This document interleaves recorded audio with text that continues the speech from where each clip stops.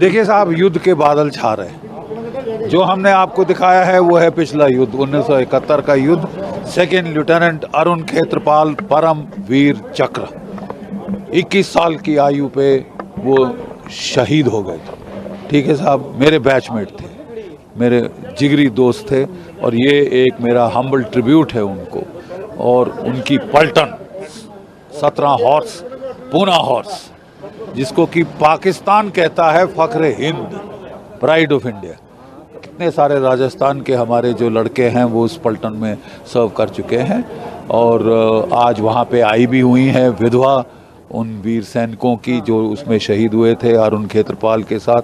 अगर आज अरुण खेत्रपाल जीवित होते, मेरी तरह 75 साल के होते, लेकिन वो हमेशा हमेशा 21 वर्ष के रहेंगे।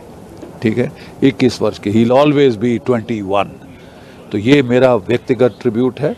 और हमने खास रिक्वेस्ट किया था डिप्टी चीफ मिनिस्टर साहिबा को, दिया कुमारी जी को, कि वो आएँ, क्योंकि हम एक ट्रिब्यूट देना चाहते हैं उनके पिताश्री को, महाराज भवानी सिंह, ब्रिगेडियर भवानी सिंह महावीर चक्र। बहुत कम लोग जानते हैं कि वो एक कमांडो थे। वो आराम से महलों में रह सकते थे, पोलो खेल सकते थे, पार्टियां अटेंड कर सकते थे। पैरा कमांडो में गए, 10 पैरा कमांडो, और जो जौहर उन्होंने 1971 में दिखाया, वो डीपेस्ट रेड 80 किलोमीटर पाकिस्तान में घुस के तबाही मचा दी। ठीक है, और बगैर खरोच के वापस आ गए, मार मूर के गदर मच गया था पीछे। तो हमारी बड़ी ख्वाहिश थी कि हम इन कमांडो किंग, ये हमारी अगली प्रस्तुति है जो हम करने वाले हैं, तो इसके लिए हमने उनसे रिक्वेस्ट किया था कि वो भी इसे देखें। हमारी जो शैली है युद्ध को दर्शाने की, उनको आइडिया हो जाएगा। तो एक व्यक्तित्व को, जैसे कि आपने इस पिक्चर में देखा, जो भाई है वो अपने भाई के बारे में बात कर रहा है, so that flashes out the narrative, flashes out the this thing, एक ह्यूमन फेस देता है इसको। और ये बहुत ज़रूरी है प्रोत्साहन के लिए।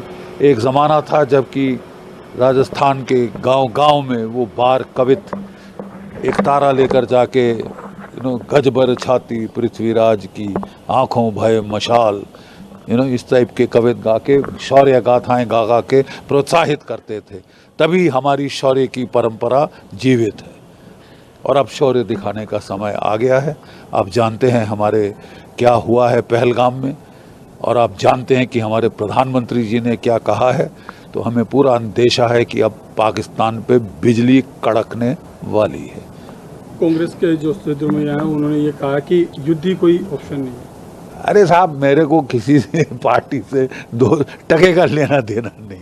ठीक है साहब, हम देखिए, हम सब भारतीय हैं, और जब युद्ध आता है, युद्ध के बादल छाते हैं, सब एकजुट हो जाते हैं। मैं बिल्कुल ऐसे बयानबाजी में विश्वास नहीं करता।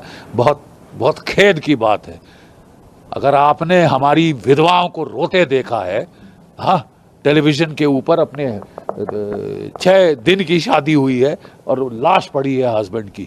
अबे कितने लाशें गिराएंगे हम इस तरह की यार? कब तक हम ये चुपचाप सहेंगे? आप कह रहे हैं कि मर जाए तो मर जाए साहब, हम तो जिंदा हैं।